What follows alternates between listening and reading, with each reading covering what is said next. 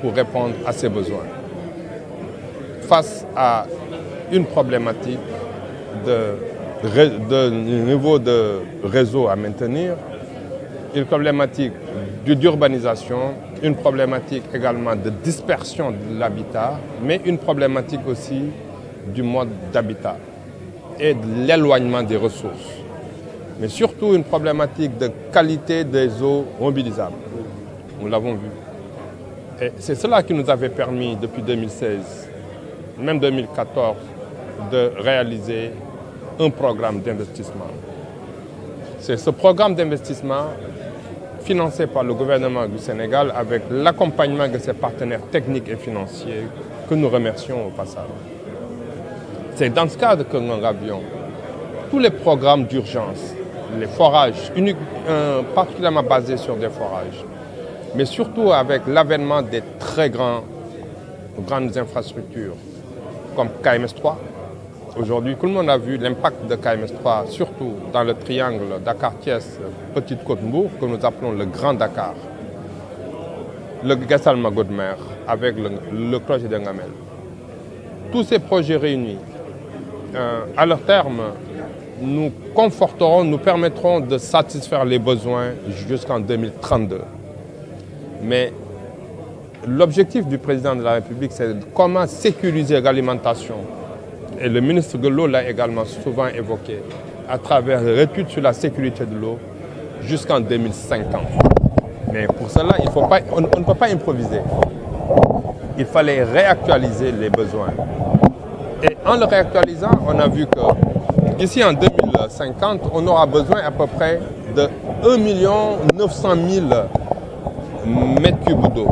C'est presque 1 900 000 000 de litres d'eau par jour, rien que dans ce triangle Dakar-Thiès Petite-Côte. Aujourd'hui, on n'a pas plus de 600 millions de litres d'eau. Donc vous voyez un peu les enjeux, tout ce qu'il faut aller mobiliser pour continuer à satisfaire ces besoins en eau. C'est cela aujourd'hui qui nous a amenés à cet atelier-là. Et avec les partenaires techniques et nos ingénieurs, voir quels sont les ouvrages, les infrastructures sur lesquelles on doit anticiper. Parce que 2040-2050, c'est aujourd'hui. Quelle alternative nous avons? Nous avons constaté que quasiment toutes les ressources souterraines commencent à atteindre un niveau de satiété, de saturation. Donc les nappes sont quasiment déficitaires. Toutes les nappes qui peuvent concourir à alimenter la Dakar sont aujourd'hui déficitaires. Qu'est-ce qu'on a comme alternative? Que les eaux de surface. Les eaux de surface, on a vu, c'est bien le lac de Guerre. Mais, comme disait le président de la République, il ne faut pas mettre tous ces paniers dans le même, tous ces œufs dans le même panier. Depuis la casse de 2013, d'ailleurs, jour pour jour, aujourd'hui 13 septembre, ça fera 10 ans qu'on a eu cette casse, comme par hasard. Il fallait aller vers une diversification des ressources. C'est ça qui a justifié le ressalement de Godmer. C'est ça qui a justifié également cette ambition du président de la République à aller construire une usine de 400 millions de litres d'eau sur le lac Rose pour venir renforcer. Mais cela ne suffira pas.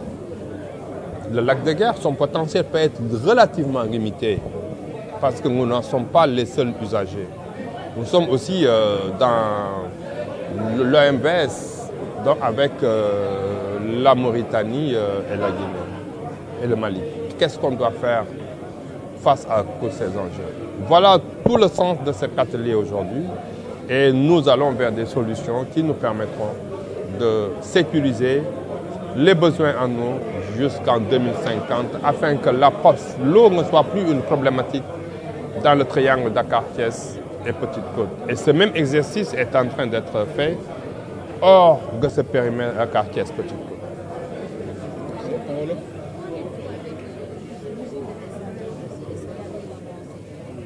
Oui, vous l'avez vu dans les présentations. L'usine de Gassalma fait partie des solutions qui vont couvrir ses besoins jusqu'en 2032. C'est en pleine construction. Nous sommes à peu près très avancés dans son exécution et elle sera mise en service avant 2025, Inch'Allah.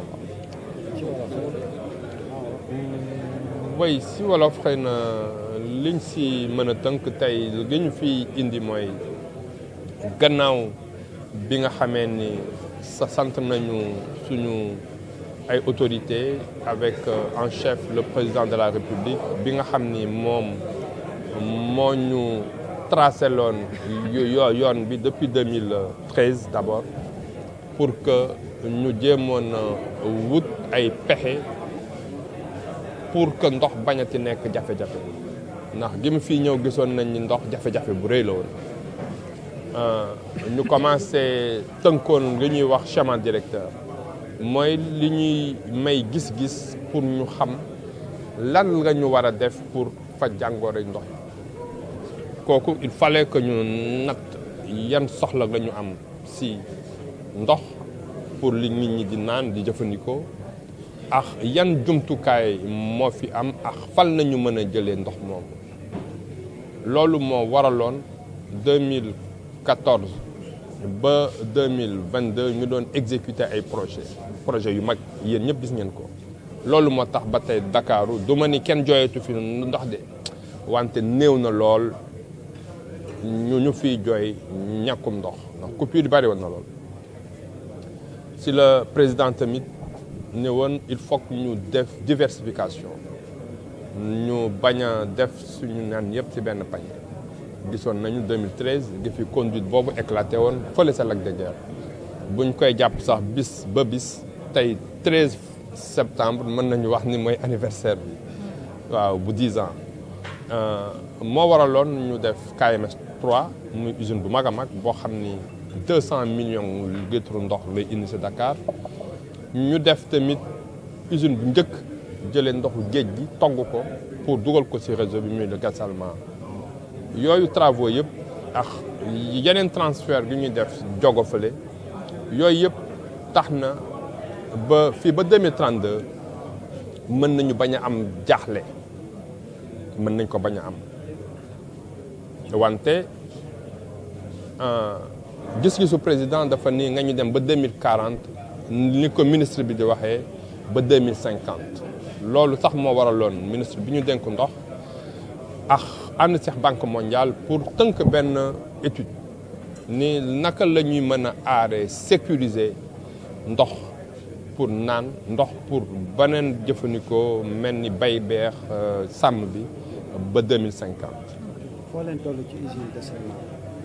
waaw usine dessalement bi mu ngi avancé bu baax a baax loolu bokk na ci li nga xam ni moo war a sécuriser alimentation bi ba 2032 wante ñu ni pour àgg ba 2050 ngan la ñu war a def ñu gis ni tey bu fekkee ne am nañu 550 millions litres ndox biy dugg ci Dakar ba 600 millions ndox par bis biy dugg ci 2050 dinañu soxla 1 milliard 900 millions litres ndox xam nga loolu li ñu am tey ak li nga xam ne dinañ ko soxla fii ak 2050 différence bi bari na lool donc am nañu liggéey bu bari wante tiituñu ci parce que tey lañ ci commencé gëstu ñu ne nan la ñuy def gis nañu ndoxu yi nekk ci suuf yu forage yi daanaka commencé na saturé yenn pexe fi des mooy ñu jëli ndoxu lac de Guiers bi ak ndoxu géej gi lac de Guiers il faut que am na foo xam ni mënuñu ko dépasser mais waa OLAC ci ndigalu ministre bi ñu ngi ci gën a liggéey pour ñu dépasser loolu mais ku ñu objectif ci le lac de Guiers mooy ñu bañ fa dépasser 600 millions litres ndox par bis mais ganeen li fan lañ koy jëlee il faut que ñu dem ki yeneen champ captant yi nga xam ni xëy na sori na lool Dakar wante géej gi mu ngi fi te ak suñu perspective gi ñu am ci pétrole ak gaz moo waral ñu xalaat ni dinañu dem gën a focaliser wu ci ndoxu dessalement bi donc nga xam ni technologie bi évolué na lool et loolu moo ñuy permettre fii ba 2050 ñu mën ko sécuriser wante it gouvernement bi am na beneen projet bu bokkul ak dessalement bi à grande échelle fële ci Lac Rose mais naka la ñuy transférer au brut pour que sàmm beex nappkat beex baykat bi mën ku si nekk jël li nga soxla toggaat ko ak si sa ay référentiel dinañu indi ndox moomu ba Thiès xëy na dinañ si defar quasiment par ay 1,8 milliard boo xam ne dinañ ko mën a mobiliser par jour fële ci plateau Thiès nga xam ne ñun mën nañ fa samp ay usine de traitement pour yóbbu wàll bi Dakar wàll bi yóbbu ko Petite Côte wàll bi Thiès pourquoi pas wàll bi ñu mën ko yóbbu ba Touba li nga xamee ni moom la ko président de la République bëggee. Donc pour tënk li gën fi tax a toog tey gannaaw bi nga xamee ni am nañu wéerukaay bu dëgër pour satisfaire li nga xam ni population yi ñoom la ñu soxla ci wàllum ndox ba 2032 mais lan la ñu mën a def ba 2050 nga xam ni confort boobu dinañ ko mën a am loolu tey mooy rôle exercice. Sur cette demande et éviter des déficits de production. C'est donc un exercice de diagnostic, mais surtout un exercice de prospective. Cette projection-là.